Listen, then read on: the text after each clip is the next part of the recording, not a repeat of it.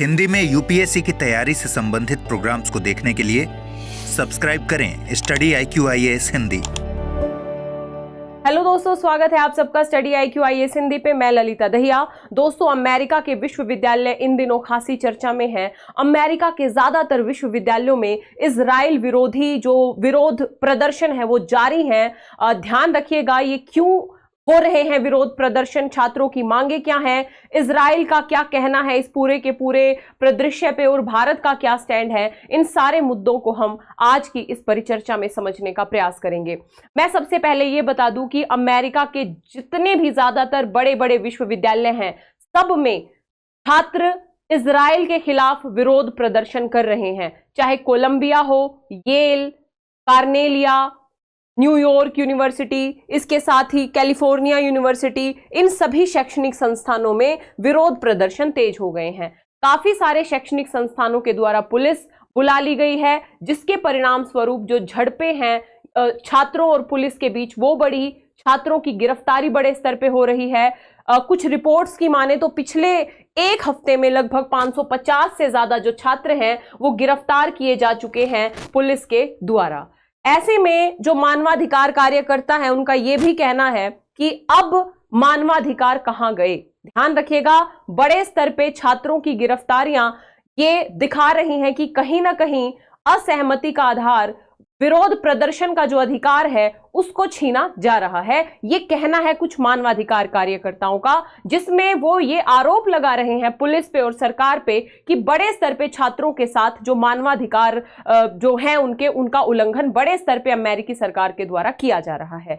ये एक अलग बात है। अब हम बात करेंगे कि आखिर इस विद्रोह के, ये जो विरोध प्रदर्शन है, इनके कारण क्या है। इनका सबसे बड़ा कारण जो फिलिस्तीन समर्थक प्रदर्शनकारी हैं उनका यह कहना है कि अमेरिकी सरकार इजराइल को सहायता और समर्थन देना बंद करे फिलिस्तीन के युद्ध के संदर्भ में।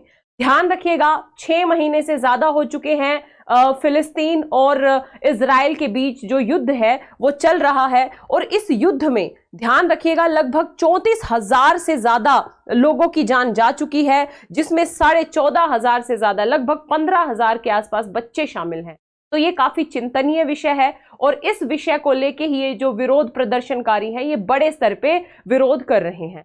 अब इनकी मांगों को एक एक करके हम देख लेते हैं। तो पहली मांग तो यही है कि भाई सहायता बंद करो, और इसी परिप्रेक्ष्य में अभी कल ही अमेरिकी राष्ट्रपति ने 2 लाख करोड़ की एक वित्तीय सहायता देने की बात की है इजराइल को। ध्यान रखिएगा, इस प्रकार की सहायता का भी इन प्रदर्शनकारियों ने बड़े स्तर पे विरोध किया है। बुधवार को ही 3 देशों जिसमें यूक्रेन, इजराइल और ताइवान के लिए राहत पैकेज बिल पे साइन किया है अमेरिकी राष्ट्रपति को। इसके तहत अमेरिका हमास के खिलाफ जंग लड़ने में इजराइल की मदद करेगा, और इसी फिलिस्तीन समर्थक जो यूनिवर्सिटी के छात्र हैं अलग अलग यूनिवर्सिटीज में, ये इजराइल को दी गई मदद का विरोध कर रहे हैं बड़े स्तर पे।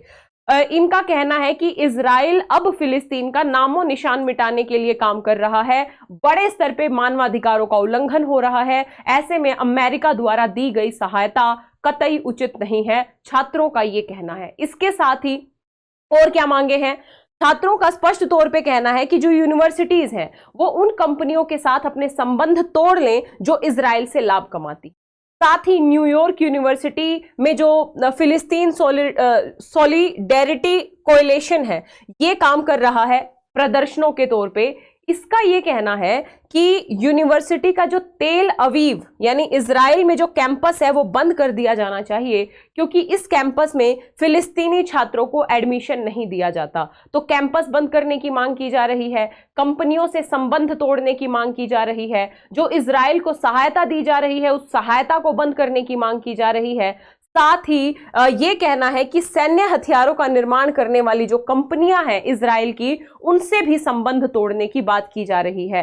यानी कहीं ना कहीं इन विरोध प्रदर्शनों का मकसद है कि इजराइल हमास में बड़े स्तर पे मानवाधिकारों का उल्लंघन कर रहा है। ऐसे में अमेरिका द्वारा इजराइल का समर्थन नहीं करना चाहिए, है ना, और अमेरिका द्वारा इजराइल की जो वित्तीय सहायता की जा रही है वो नहीं करनी चाहिए। मेन मकसद इन विरोध प्रदर्शनों का यही है। हालांकि इन विरोध प्रदर्शनों में बड़े स्तर पे जो यहूदी स्टूडेंट्स या यहूदी जो प्रदर्शनकारी है उनके द्वारा आरोप लगाया गया कि इन प्रदर्शनों में यहूदी स्टूडेंट्स के साथ भी बेसिकली गलत किया जा रहा है। ध्यान रखिएगा, हालांकि प्रदर्शनकारियों का यह कहना है कि बाहरी लोगों पर घुसपैठ करने और उनके आंदोलन को बदनाम करने के लिए इस तरीके का आरोप लगाया गया है। हमारा जो आंदोलन है, हमारा जो प्रदर्शन है, ये युद्ध के खिलाफ है, ये विरोध प्रदर्शन यहूदी विरोधी नहीं है। ध्यान रखिएगा। और कुछ विश्वविद्यालयों में इजराइल समर्थकों का प्रति विरोध भी देखने को मिला है, यानी काउंटर में जो इजराइल समर्थक भी अपना विरोध कर रहे हैं। तो ये काफी बड़े स्तर पे फैल गया है अमेरिका में। यहां पे मैं आप लोगों को एक मुद्दा और बताना चाहूंगी। जैसा मैंने बताया, मिस्र बॉर्डर तक इजराइल हमास जंग पहुंचने वाली है। 6 महीने पहले ये युद्ध शुरू हुआ था और अभी ये मिस्र बॉर्डर के करीब गाजा के राफा शहर में पहुंच गई है। राफा शहर में लगभग 10 लाख की आबादी है। तो ऐसे में इजराइल की सेना यहां पे भी घुसपैठ की योजना बना रही है और यहां तक अगर इजराइल की सेना पहुंचती है तो और बड़े स्तर पे लोगों को अपनी जान से हाथ धोना पड़ सकता है। बड़े स्तर पे यहां मानवाधिकारों का उल्लंघन तो हुआ ही है, इसे अंतरराष्ट्रीय संगठन भी बेसिकली स्वीकारते हैं। अब बात करते हैं इजरायली राजनेता नेतन्याहू की, जिन्होंने इन विरोध प्रदर्शनों को लेके अपनी अलग से टिप्पणी की है। इन्होंने एक साक्षात्कार में कहा कि अमेरिका के कॉलेज परिसरों में जो हो रहा है वो भयावह है। यहूदी विरोधी भीड़ ने प्रमुख विश्वविद्यालयों पे कब्जा कर लिया है और इन्होंने बेसिकली इन पूरे के पूरे विरोध प्रदर्शनों को यहूदी विरोधी बता दिया है।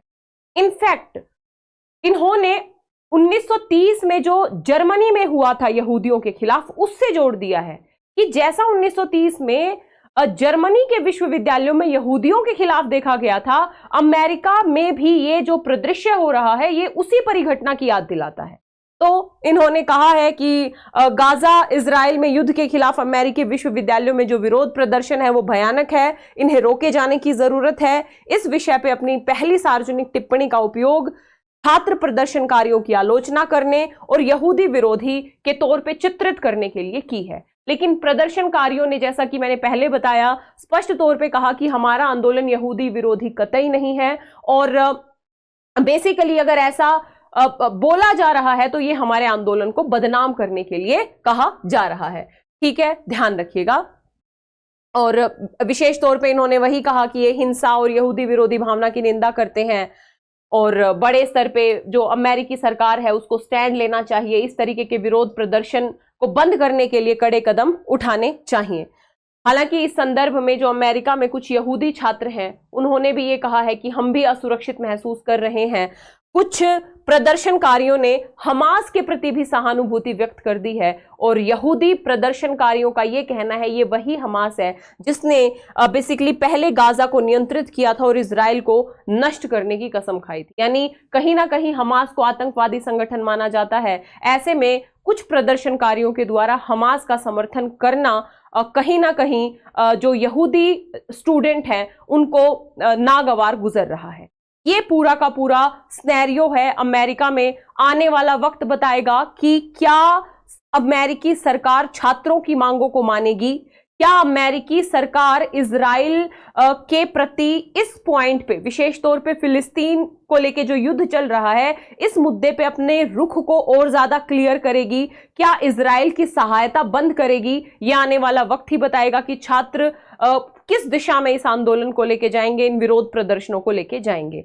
यदि हम बात करें भारत की, तो भारत ने विशेष तौर पे कहा है कि जो विदेश मंत्रालय के प्रवक्ता हैं रणधीर जायसवाल जी, उन्होंने स्पष्ट तौर पे कहा कि हर डेमोक्रेसी में अभिव्यक्ति की आजादी, जिम्मेदारी की भावना, सार्वजनिक सुरक्षा और व्यवस्था के बीच में सही संतुलन होना चाहिए। यानी अभिव्यक्ति की आजादी ठीक है, अच्छी बात है, जरूरी है डेमोक्रेसी के लिए, लेकिन उसके साथ ही सार्वजनिक सुरक्षा और व्यवस्था के बीच में बैलेंस को भी देखा जाना चाहिए। और इन्होंने कहा है कि जो प्रदर्शन है हम उस पर अपनी नजर बनाए हुए हैं, छात्रों के साथ संपर्क में हैं, जब भी किसी मुद्दे को हल करने की आवश्यकता होगी तो भारत उस पर विचार करेगा। तो ये पूरा का पूरा मुद्दा है। आने वाला समय बताएगा कि छात्र बेसिकली इस आंदोलन को या इन विरोध प्रदर्शनों को किस दिशा में लेके जाते हैं। अमेरिकी सरकार छात्रों को क्या बातें बोल के संतुष्ट करने का प्रयास करेगी। तो जैसे जैसे ये मामला आगे बढ़ेगा हम इस मामले की परिचर्चा में आगे जुड़े रहेंगे। ठीक है, हालांकि एक बात स्पष्ट है, जो अंतरराष्ट्रीय संगठनों के द्वारा भी बड़े स्तर पर स्वीकार किया गया कि जो कि रिपोर्ट्स बताती हैं 34,000 से ज्यादा लोग मारे जा चुके हैं फिलिस्तीन के अंदर, और जो ये मारे गए हैं उनमें आतंकवादी तो बहुत कम ही होंगे जो हमास से जुड़े हुए होंगे, तो जो निर्दोष व्यक्ति हैं, निर्दोष बच्चे हैं, जिसमें 15,000 से ज्यादा बच्चे हैं। तो ऐसे में युद्ध से ज्यादा बेहतर सॉल्यूशन ये हो सकता है कि मिल बैठ के शांतिपूर्ण तरीके से जो भी समस्या है उसका समाधान करने का प्रयास किया जाए, क्योंकि युद्ध किसी के भी भले में नहीं हो सकता है। और मध्य पूर्व में यदि अशांति, चूंकि मध्य पूर्व में अभी इजराइल और ईरान के बीच में भी संघर्ष की बातें आपने सुनी होगी, तो ऐसे में युद्ध से न केवल इन देशों पे बल्कि पूरे वैश्विक परिदृश्य पे नकारात्मक असर पड़ना तय है। तो ऐसे में जरूरत है शांतिपूर्ण तरीके से इन मुद्दों के समाधान की, और ऐसे में अमेरिका जैसे देशों को भी एक ऐसा रास्ता अख्तियार करने की जरूरत है जिससे युद्धों को बढ़ावा ना मिले। ठीक है, तो आने वाला समय बताएगा कि अमेरिका छात्रों की बात मानता है या फिर उसे नजरअंदाज करता है। साथ ही आने वाला समय भी बताएगा कि विश्व भर में लोकतंत्र और मानवाधिकारों का समर्थन करने वाला अमेरिका इस मुद्दे पे छात्रों के मानवाधिकारों का कितना संरक्षण कर पाता है। ये हम समय समय पे देखने का प्रयास करेंगे।